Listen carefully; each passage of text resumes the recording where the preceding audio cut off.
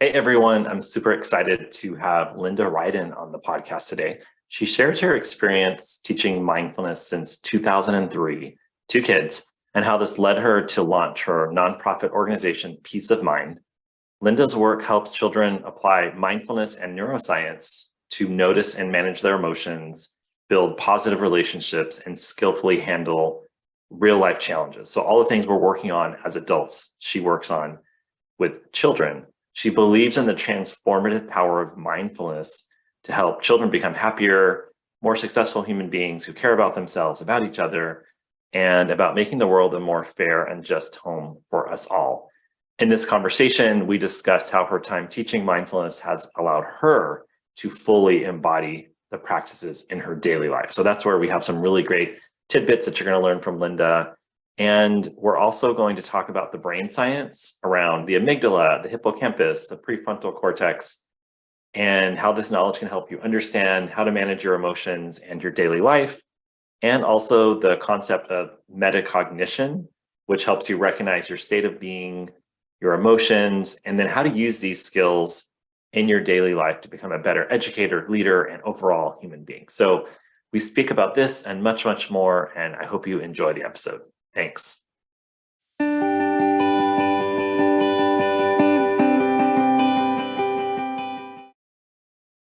Hello, everyone. I'm so excited today to be here with Linda. Hi, Linda. Nice to have you. Hi, thanks for having me. Absolutely. Well, thanks again for coming. And I wanted to just kind of jump right in here and start with the first question for you, which is, why did you start Peace of Mind, which the listeners heard about in the introduction? And what happened when you began to introduce mindfulness into your conflict resolution lessons? So I started Peace of Mind about 20 years ago. I was a music teacher and teaching at my kids' elementary school, and it was right after 9/11, and it was a scary, unstable time, and I really started feeling like there was really something missing in the curriculum, that there was no time for the kids to think about how they treated each other, and to think about sort of peace in the world in general, and to think about things beyond their little world. And I started to teach classes in conflict resolution because we had at that time a pretty big problem with fighting at our school. And this is a big elementary school in Washington, D.C. Yeah. And parents and teachers, everybody was really worried about behavior. It was a really big problem. And so I started to think that what we could do is focus on conflict resolution. Yeah. And so I started to teach what I thought were great lessons about conflict resolution. I had read a lot of books, and I felt really prepared for this. And in class, the kids could act out skits, and they understood intellectually how to work out a conflict. Right. And yet they would still go out to the playground every day and get in fights. And this just kept happening. And I was like, God, these kids are getting so much training in conflict resolution. How could they still be getting into fights? Right. So I realized that something had to be wrong with what I was doing. And one day, some kids got into a fight at recess, and they got sent to me to help them work it out. And they came in and they were all mad and red-faced. And I was like, guys, what's wrong? Like, why didn't you use any of your conflict resolution skills? Yeah. And they were just like, Miss Ryden, we were so mad. We couldn't think. Right. I couldn't remember what you said. And I was like, why? I just didn't know. This was a long time ago. Yeah. I didn't know anything about brain science then. I didn't know much about mindfulness. And so I realized that what was really missing from my lessons was teaching kids how to calm themselves down, like even to recognize that they were getting angry and then calm themselves down. And so I went back to all the conflict resolution curricula that I was using, and I was like, and in pretty much every book, it was like, step 1, calm down. Step 2, and there was nothing in step 1. And so I was like, okay, that's not helpful. So I started thinking more about what would help. And I I had friends who practiced mindfulness and meditation. I didn't really know people who taught it to kids then, but I was sort of thinking like, this is something I should learn about eventually. And so I started thinking that maybe that was what would help. And so I spent a summer taking some classes and reading a lot of books and learned, some basics about mindfulness, and decided to just dive in and start teaching to my students in the fall. And this was probably 15 years ago. So people really weren't talking about mindfulness. So, No, I taught in my school at that point was kind of an open format school. So there were no walls. And wow. so I'm like over here trying to teach mindfulness, and the class next to me is, having a band, and it was really, really hard. But the kids loved it. Like right away. I was so nervous. I thought like, they're not going to like it. They're going to think it's stupid. And they really loved it. I felt like just the very like simple practices, like it was just like they knew that they needed it, and they were just all in. And so that really started to change the behaviors that we were seeing at the school. Like not suddenly, but like over a few months, let's say, we started to notice that there were less fights, and the kids actually were using the conflict resolution skills, and they just weren't getting into as many conflicts. We used to have something called a refocus room, which was basically detention, and kids would get sent there during recess if they were in trouble, and there would be a teacher on duty in that room, and kids would go there and talk about what they did. And after a few months, the teacher on duty was like, "I'm not doing anything. There are no kids here." And so we closed it. And so it was really that dramatic. And so I really realized that without the ability to just really to have simple awareness of your feelings and like your body and how your body feels when you're angry, and some skills to calm yourself down, trying to resolve conflicts is really kind of ridiculous. Like you just can't do that. And so a couple of years went by where I was like, well, this is great. And then I started wondering, like, why does this work? I don't really understand what's happening. And so I started to read the work of Dan Siegel and Rick Hansen and people who were writing about the brain. And I have a very rudimentary understanding of the brain, but that idea of, have you seen like the hand model thing where they say like, this, your amygdala. The part of your brain that's sort of like your security guard, like protecting. And this is your prefrontal cortex, the part of your brain that's like the thinking part. So when your amygdala thinks you're in danger, it takes over your brain. And absolutely. Dan Siegel calls this flipping your lid, right? So, which is why the kids could not actually remember your conflict resolution, because they were in fight or flight, and they were exactly. I was like, when I read that, I was like, oh my God, it's exactly what happened, right? The kids were like, we can't think, we can't remember. And I was like, oh, because your prefrontal cortex and your hippocampus have been basically turned off by your amygdala, which just wants to fight. And in that, in those cases. And so I was like, this is amazing. I got to teach the kids about this.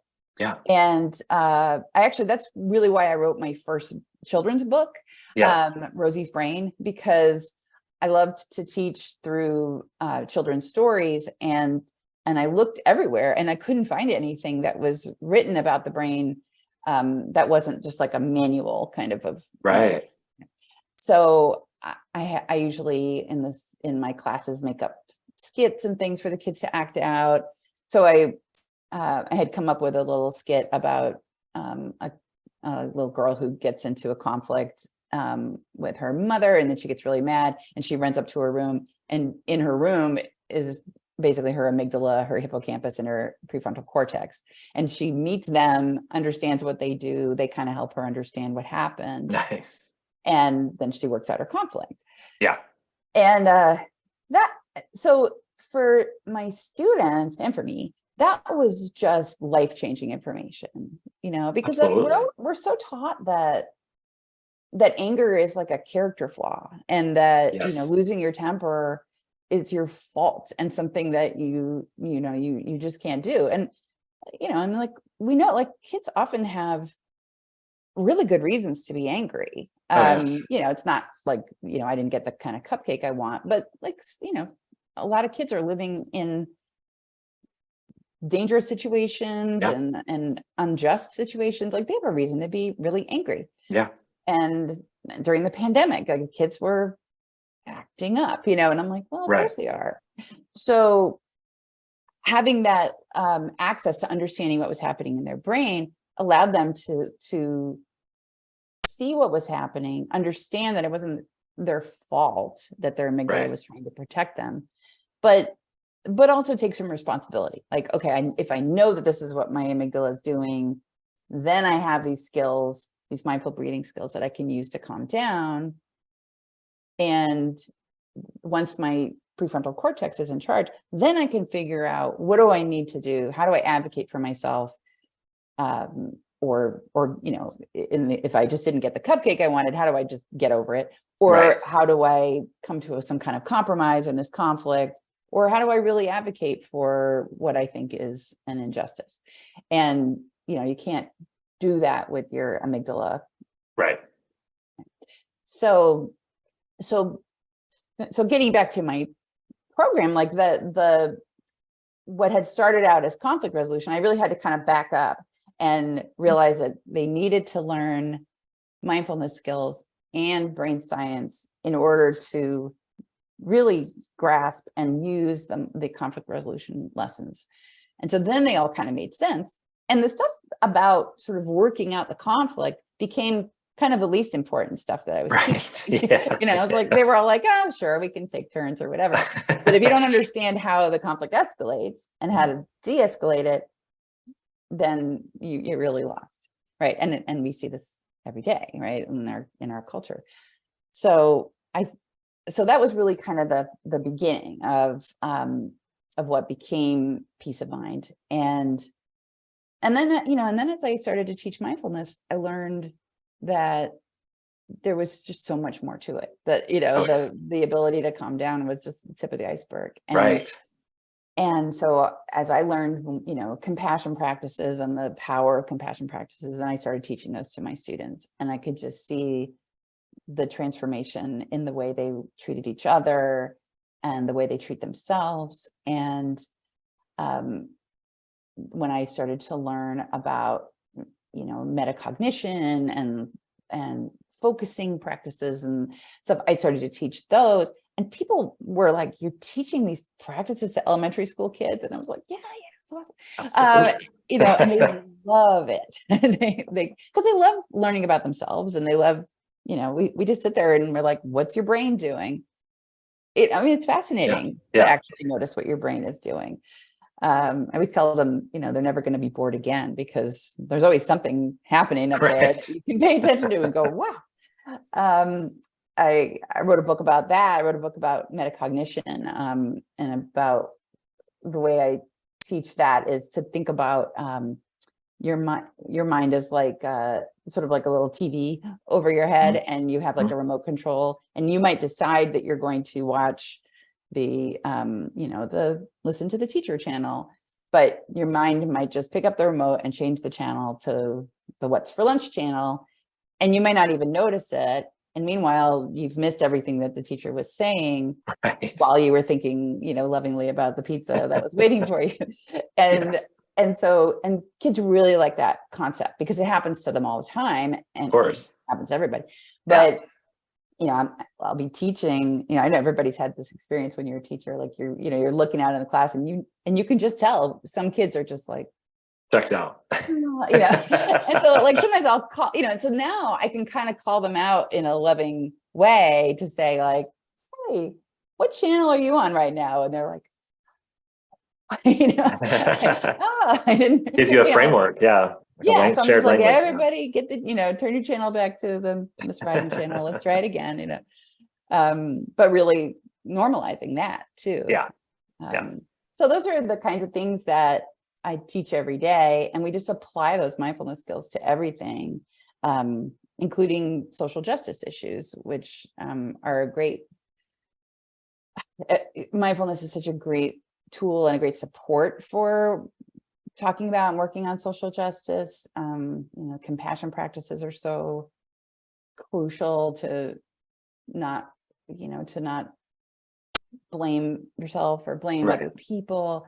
And the metacognition skills are so helpful to recognize, your own implicit bias and to like see what you think about people, and wow, why do I think this when I see that person? Right. And then you can question those thoughts and decide, am I thinking my thoughts, or am I thinking my family's thoughts, or the cultural thoughts? And so that was a long answer. No, that's okay. It was, you're talking about like how you launched an organization and how you started teaching. It's a big question. But I don't think it was too long. It was perfect. I wanted to know though, you mentioned compassion practices, and just tell us like a few that you share with the kids for people that are listening. Yeah, so we do.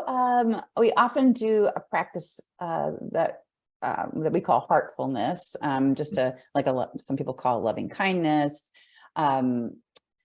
Because I'm a public school teacher, I don't use any language that could sound at all Buddhist or whatever. Right. And you totally don't need to. It's not everything I teach is totally secular, but so we just think kind thoughts about people, and I've tried a lot of different ways of teaching that practice with kids. Some kids are, just love it. And some kids are, a little more about the more gooey parts of mindfulness. Right. So I like to talk about it as an experiment, and that we're just trying to notice what happens in our bodies and our minds and our hearts when we say these words and think them about a person, right? It's like there's no way that you're supposed to feel. I think when I first started, I was a little bit like, I want everybody to feel, good and loving. And I was like, well, so now I like to talk about it more as an experiment. Like, so if it doesn't make you feel good, that's fine. If it makes you feel weird, that's fine. If you feel nothing, that's fine. If you don't want to do it, of course, that's always an option. Like, I never make the kids, they always have to sit with us and engage in a mindful moment, but what they are doing here is completely up to them. Yeah. So but the basic practice of just thinking about somebody and, may you be happy, may you be healthy, may you be peaceful. And I really like to talk about why compassion practices are so important, and that all the kids at my school take my class from pre-K to 5th grade. And so most of them have been there in my class for a really long time. And but this past year, we got a bunch of kids. There's a waiting list at our school. And so we were able to take a bunch of kids off the waiting list. So we had a bunch of new 5th graders. Okay.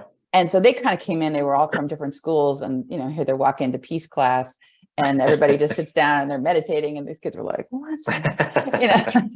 And it was going like pretty well. And I had, a few kids who were a little skeptical, but when I introduced the heartfulness practice, the compassion practice, I said, we're going to just think kind thoughts about people and notice what it feels like.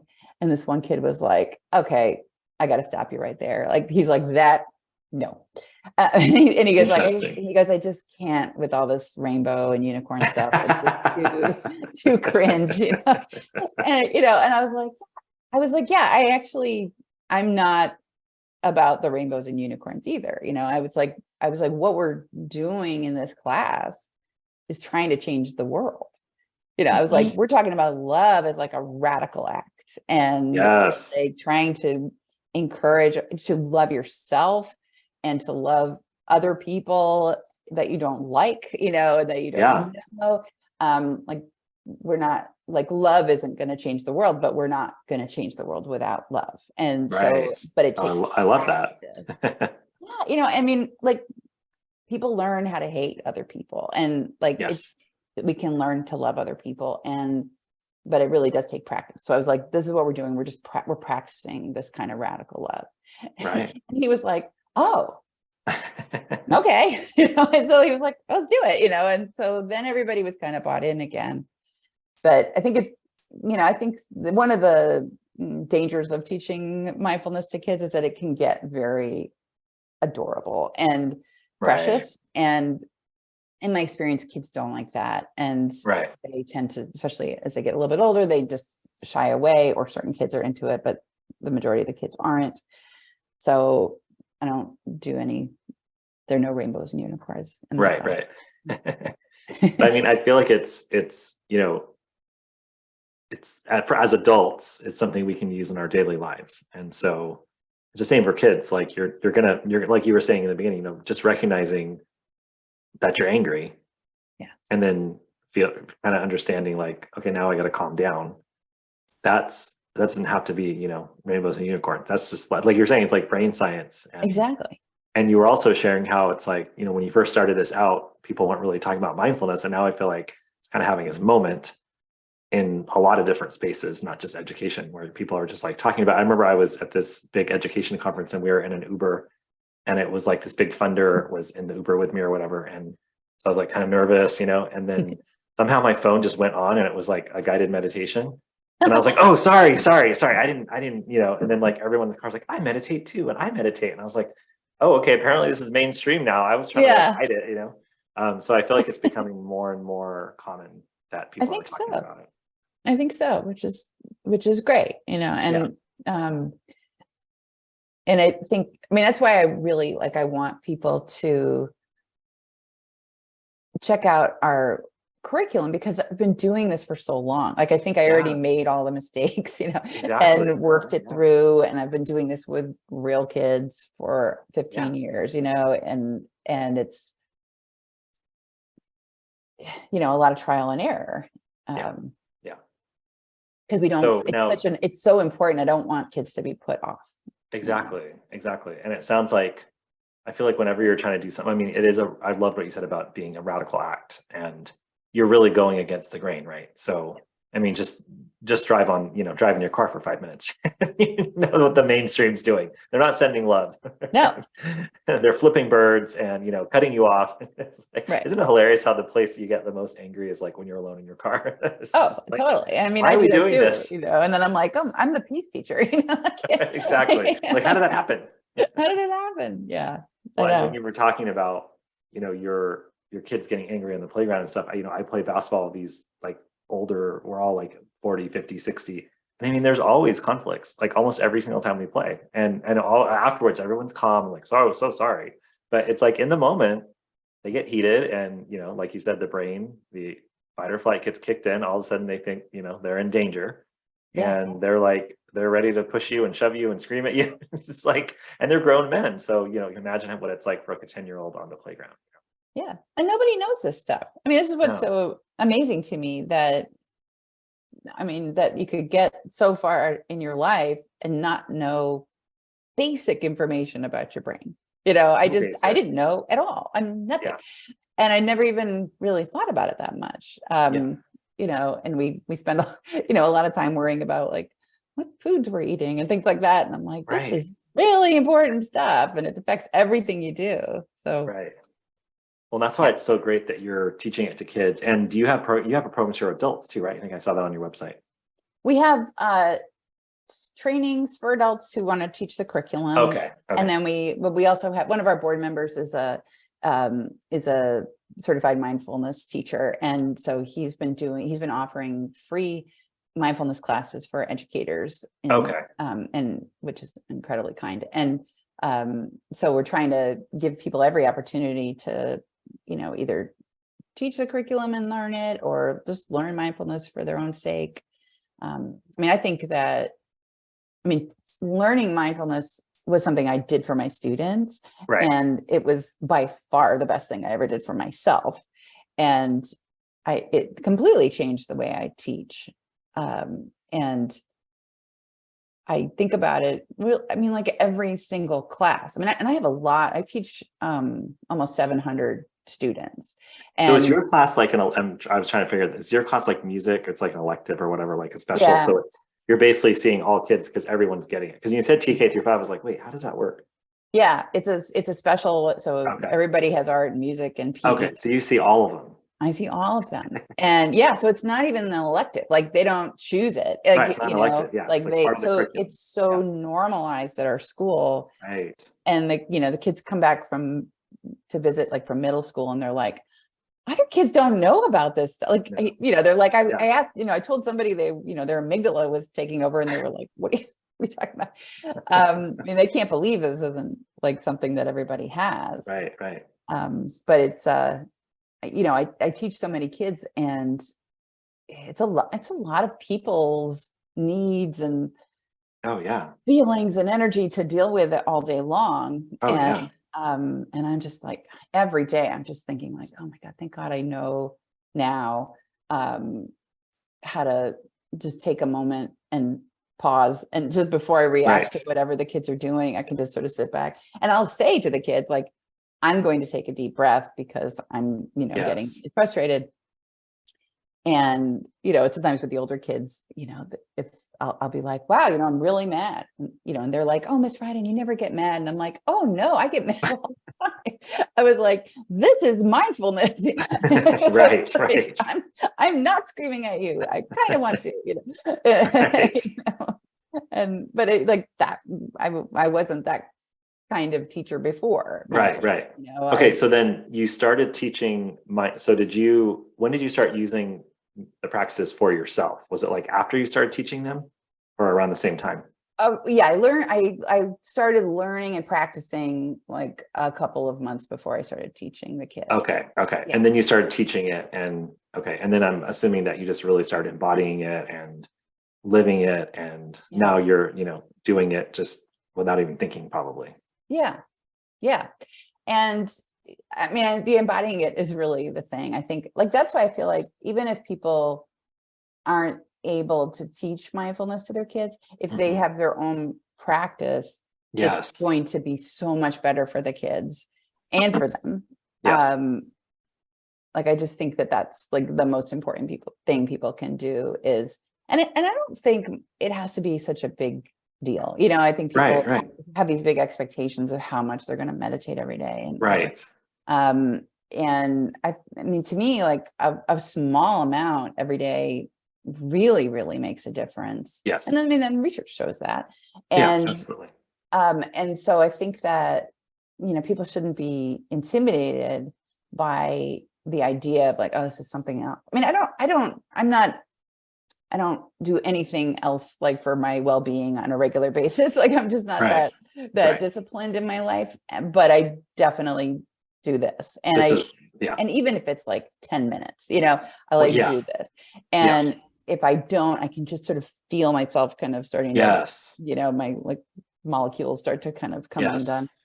And, and I'll sometimes just between classes, but getting to do it with my students, even though I don't close my eyes and, and get involved in the practice because I'm taking care of them. Even just sitting there with them, I'm still in the moment with them. And it's just enormously calming and helpful. And I think when they see me model it, and I'm like, I'm about to flip my lid. I need to take some deep breaths. And sometimes I'll do it, very dramatically to get, I'm going to take deep breaths, and then they're like, oh, look at her, she's taking deep breaths. But then, I feel like they're going to remember that, just the way they would remember if I, lit into them about something. So, Right. I want to be a counterbalance to that. Yeah. But what I'm hearing you say is that, you're not, because I hear this all the time, like around, oh, well, like, could you teach me how to meditate? Or like, what do you do? And typically where it stops is that there's then an expectation, because we're, the West. So we have to have like goals and expectations and all these things.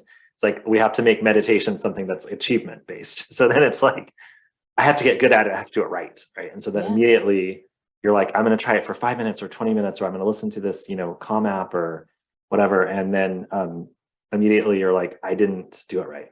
Like I was fidgeting or whatever. And then you don't do it again because you think that you're trying to achieve something. And what I'm hearing you say is like, just do it for 5 minutes, 10 minutes, whatever, you in between classes for a minute.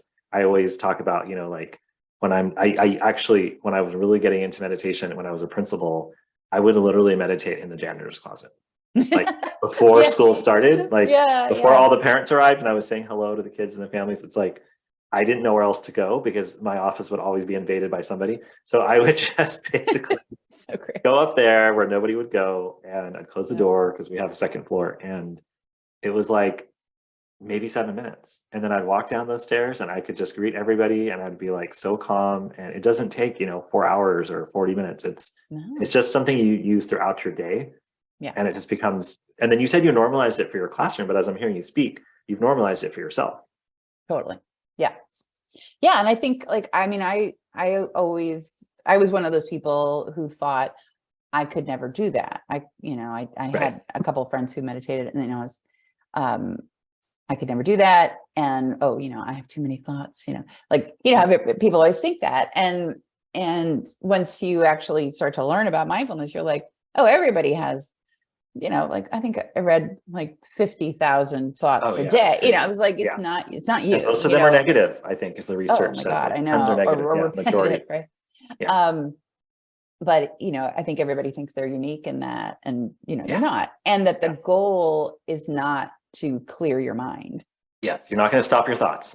Exactly. And I mean, so many people have said that to me, and I'm like, I know, that's what I thought too. Like, I thought that was what people were doing. It's like, no. And I mean, you could never sit down and try to do that with kids. Like, we're going to clear it. Right? So the idea that what we're doing is really just trying to get to know our own mind, and like, oh, look what my mind does. Oh, that's interesting. Oh, your mind does this. My mind does that. Like they sit around and they talk about, they'll do like a practice where they're trying to count their breaths and just noticing if their mind changed the channel. And they're just like, oh, I was in Chicago. Oh, I was, playing a video game. I was eating a sandwich. And, and it's so funny, but they don't now they don't think it's bad. Like they haven't failed at mindfulness because their mind got distracted from what they were supposed to be thinking about. I'm always like a moment of metacognition is like yay, oh wow, look, I just noticed what my mind was doing. Hardly anybody does that, right? Everybody's going through life in this fog, right? Yeah. And so whenever you can notice and go like, there you go. That's like a celebration. It's not a failure. It took me a while to figure that out. And it took me a while to figure out how to teach that. And like when I did, that really changed the way they were able to receive that practice. And now they really like doing that practice. Whereas before, I think they did feel like, well, I counted the most breaths, and I didn't count my finger. Right. And I wrote a book about that, about worrying. It's called Quinn and the Worry Channel. And it's about a kid who can't sleep because he's just obsessing about all the things that he's worrying about. And this, what is very personal to me, because I was like, the big thing that was paining me in my life was just a constant worry. And it was such a revelation to learn that worrying was an option. I've come from a long line of worriers, and I just thought that was what everybody was doing. Yeah. And this idea that you could notice that you're worrying and think, do I want to keep doing this? Right. No, maybe it's helpful for a little while, but then after a while, it's definitely not. And so I could start to, change the channel in my mind away from the worry channel. I mean, that really changed my life. I mean, I still, I'm not like, you still worry, but it's chill, but I still worry, but I'm like, I know that I'm doing it, and I can kind of put a limit on it, or I can say, and my sister always says, you have to sort of schedule worry. She's like, if she's got like a doctor's appointment coming up or something that she's worried, she's like, I'm not going to worry about that until 15 minutes before. Right. That's so smart. Yeah. And so she, she notices herself, she's like, oh, no, it's not time for that. I have that scheduled for Right. 2:45. Like that kind of awareness is just so helpful, and it can just make your life a lot easier. Well, yeah. And, one of the reasons I started the podcast, I was telling you this before we hit record, is because I feel like the last 3 years, I mean, you've been teaching for a long time, right? And I've heard so many people say, like, this is the worst 3 years that we've ever had.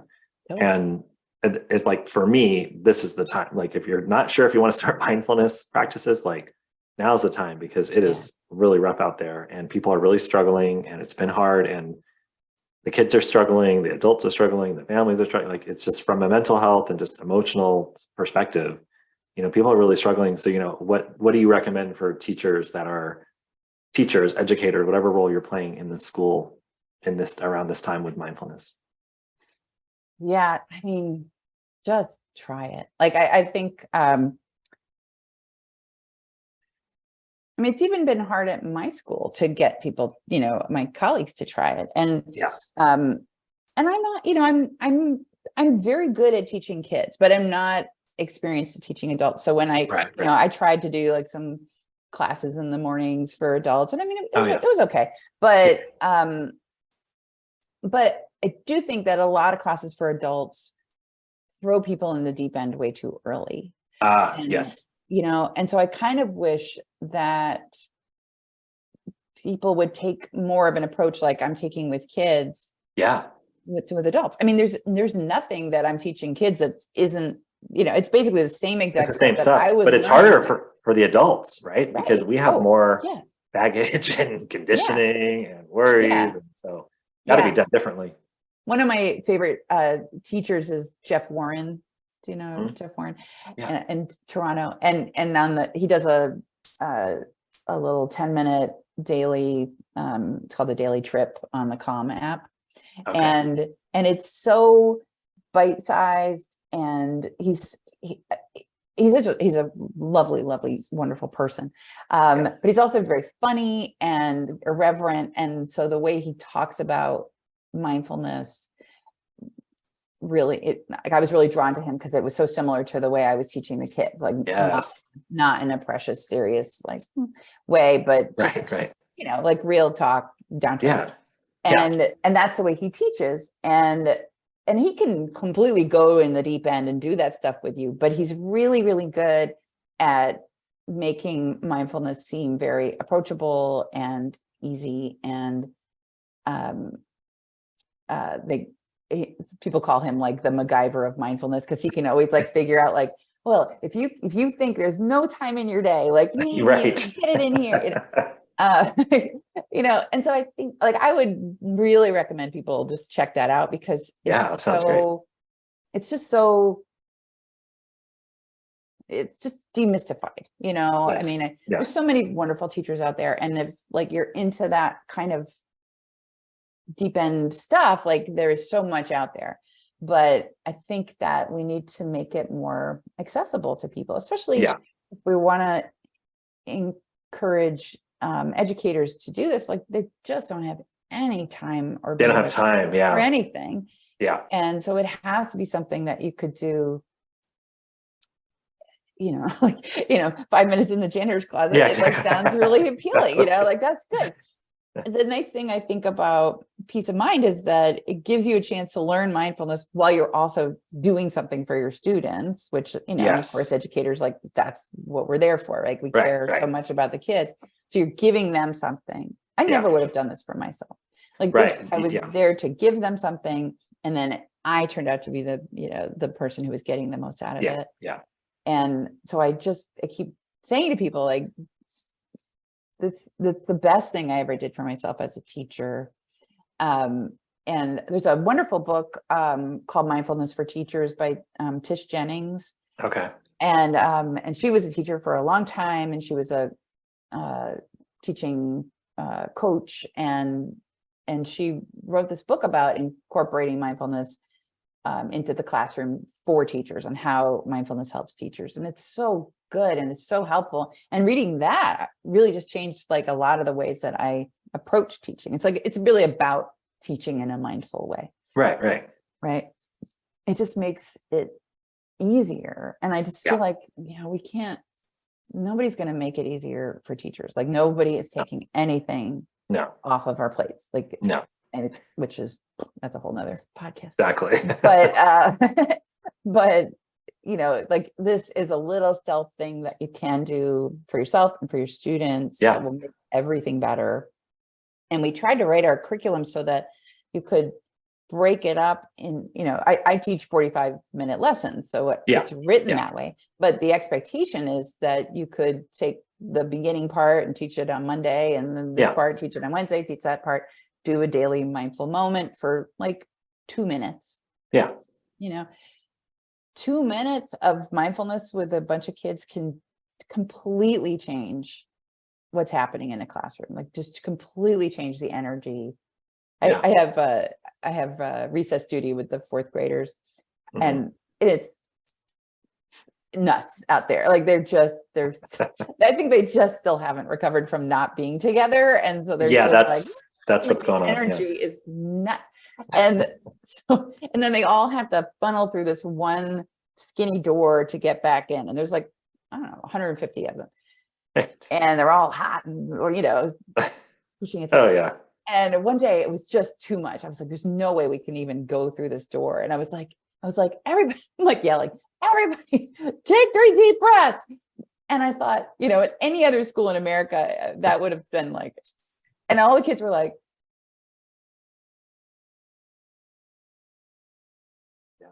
and they were still like, but you could feel the energy change. Like suddenly they could fit through the door, and they could get up the stairs and get back into their classrooms. And it's so powerful, and it's so simple.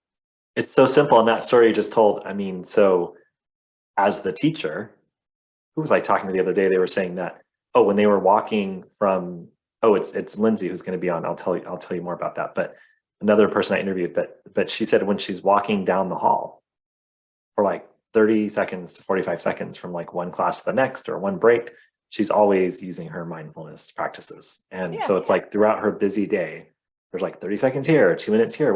But that story is so powerful of everyone taking the deep breath, because what I'm envisioning here is like busy educators they need to just take a deep breath, and what you said about not when you ask them to teach it to kids, then all of a sudden they'll do it, right? We'll do anything for our kids. But when you ask them to like use compassion practice on themselves or practice self-love or whatever, it's like, I don't have time for that. That's like my biggest challenge with the podcast is like, how do I get these amazing educators that give so much to their communities and their kids and everybody, but yet like I can't get them to give to themselves, because it just feels like if they figured that out, we all figured it out, then you become a better teacher, a better leader, whatever, This is exciting. Yeah. Well, I'll put all this stuff in teachpeaceofmind.org just in case people don't go to the show notes. And then I feel like they can find everything there. But I will put your social media stuff in there and the books. And then there's a few different, I like to put in any resources people mentioned. So you mentioned a few different authors and teachers and different people. So I'll put that in there for everyone too. But thank you so much for taking the time today. My pleasure. I really appreciate it. It was great to learn all about this really cool stuff you're doing. And I think people that listening will, be able to benefit in so many different ways. So thank you for taking the time today. Yeah, it was my pleasure. So fun to talk to somebody who isn't looking at me like, What? Really, I understand. Yes, I really appreciate that. Thank you so much for having me. Thanks, Linda.